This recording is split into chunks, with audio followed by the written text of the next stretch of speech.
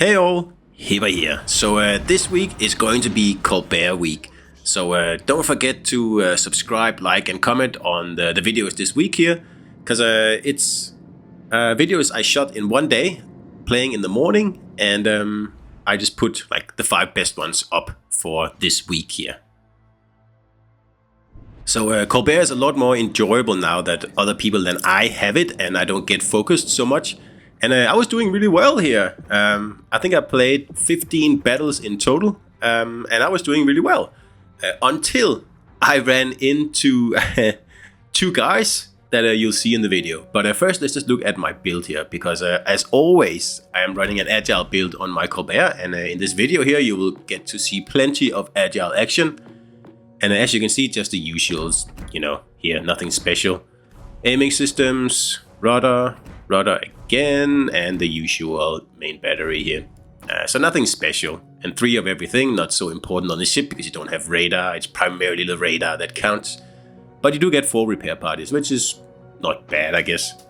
So let's just look at the stats here. You know, artillery is like standard. I haven't done anything to it. I have the range that the ship has, 2-second rudder, 37 knots, and a very nice turning radius. So like I said, I was doing really well playing up until this point here. I hadn't had a single loss yet, and I was actually enjoying myself. But then I ran into 2 guys from the community, Miko and Only Flames, and I noticed them, of course, immediately on the enemy team, and I don't like that because they're good players, and that means that I'll have to be more careful than usual, and that usually means I have to play a boring battle. And I get the boring B spawn on one of my favorite maps. I love the other 2 spawns, but this spawn here is just, it kind of sucks, especially if you don't have radar. And I played with the DD the battle before this, and he did some weird things, so that's why I'm not putting a lot of faith in him here. And then, as you'll see in a minute, he goes into the cap, and then he starts the cap, but then he leaves the cap. And yeah, don't really know what happens there. But anyway, I'm going to just try to farm these battleships here that are sitting out in the horizon, because there's also really no one pushing in, I'm assuming, into the cap, because I can't see anything. And my battleship, he's already going towards the map border. So this is going to have to be a bit of a defensive play here. I can't really push in to those 2 battleships there, and there's also a cruiser in smoke. So it's not exactly the best setup here. But for damage, it's okay, I guess. So I'm trying at the same time to figure out where these 2 guys spawned. And I know that where they spawned is the side that I'll have to reinforce. Because, well, if I know them well, then they're going to absolutely roll that flank. And I'm going to have to go over there to make sure that I don't get crossfired, because I don't want that. And yeah, you can see, for some reason the destroyer has given up on the cap. I don't know if he's too close to be spotted by the battleship. I don't think so. But anyway, that guy is unreliable, so we are going to move to the A flank, because I saw one of the guys over there. So I'm going to head over here and see if I can stop them in their tracks before they get too much, you know, traction, and actually are able to grab this flank here and make my life miserable. I will just take a few more shots if I can at these guys here in the middle. But as you can see, not much to do here. And as you'll see in a minute, then me thinking that I should probably go to A, because that's where the division has spawned, is a good idea, because suddenly we have no more ships over on that flank. And I mean, not surprising, but that's the way it is. And those are the things you have to take into account when you play this game here, especially when you're up against well-known players who actually know how to play the game. So yeah, there you go. A flank is now completely lost, and B, I'm gonna have to give it up. Securing the flank is a lot more important than getting this B cap here, as much as I would like it. And there we have Only Flames, and he is also in a Colbert. How dare he? He knows very well that's my ship. Oh, I'm just kidding here.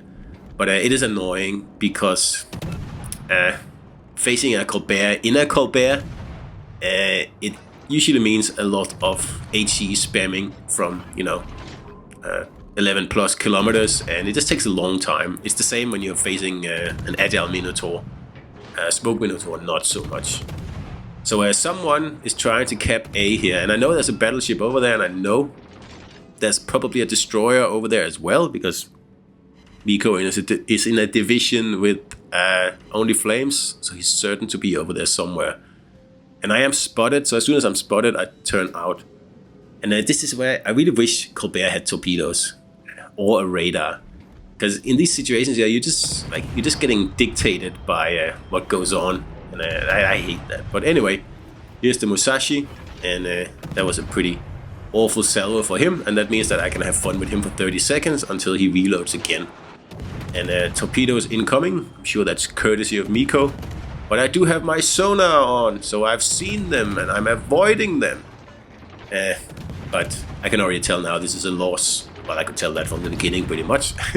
But if we're going to have a loss, then as I say, let's make the best of it. And making the best of it is pretty much just ensuring you get as much XP as you possibly can. And burning a pushing battleship like this, well, that's one way of doing it. But I would like to get a cap as well, because that's pretty good XP. But until then, I need to get rid of this Musashi here. So I'm only at 9 kilometers from him, so this is fair. He has a pretty good chance of taking me out if he just knows how to aim. He is also shooting one turret at a time, which is smart. That's what you want to do when you're facing a kiting cruiser, because that way you will interrupt the flow of the kiting, because the cruiser will never know when you're going to fire that second turret. If you fire both, well then, in this case, I would be absolutely certain that the Musashi wouldn't be able to shoot for approximately 25 seconds.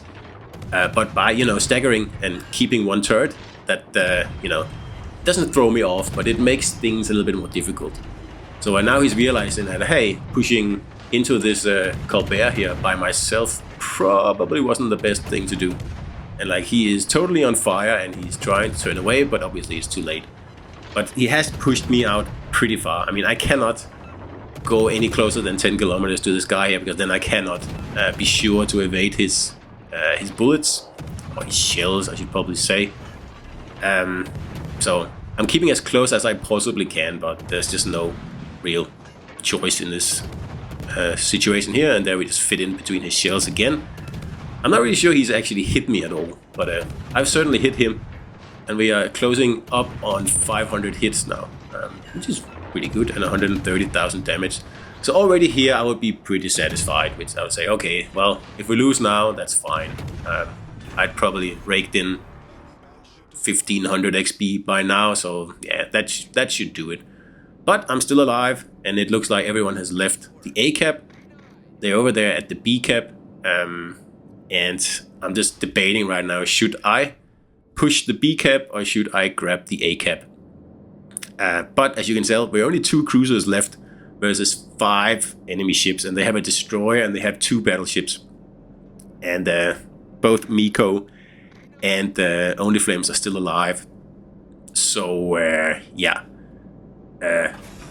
A seems to be the wise choice when we are talking XP here, because, like I said, this is already a loss. I'm not going to try to win this battle here. I'm just going to make sure that I get out of this battle with, reasonable results, and then I don't really care. So here we have him, 13 kilometers range, trying to set a fire. And this is where this video here gets a little bit interesting, because, like I said, there is nothing like 2 Colberts, bending it out in open water with no one else interfering. And we got a fire, yay! As you'll see in this video, it can be quite fun, especially when you're up against a high caliber player like Only Flames here, because obviously he knows exactly what he's doing. And I was wondering, it took him that long to actually realize that I was over here shooting at him, but he's obviously seen me now. So now it's just me versus 5 ships. So like I said, yeah, this is a loss. But I would very much like to solo cap this A cap here before the game is over, to grant me a bunch of extra XP. Because like I said, if you can get out of a bad battle with plenty of XP, then it doesn't really matter. At least not to me. I don't like the battles where like the team is so bad so that everyone just gets wiped out in the first few minutes and no one gets more than 1,000 XP. And that happens, and that's super annoying. That's when I get annoyed. But if I lose a battle like this, I don't really care. It's fine. I've got my stuff on dry land, so to speak. So I'm thinking, oh, perhaps he gave up here. I'm gonna try to pop into the cap and get my XP, because that's what I want. So I'm just keeping an eye. I mean, he could be pushing. Not sure. And I go unspotted, and now it turns out that Flames is actually pushing in.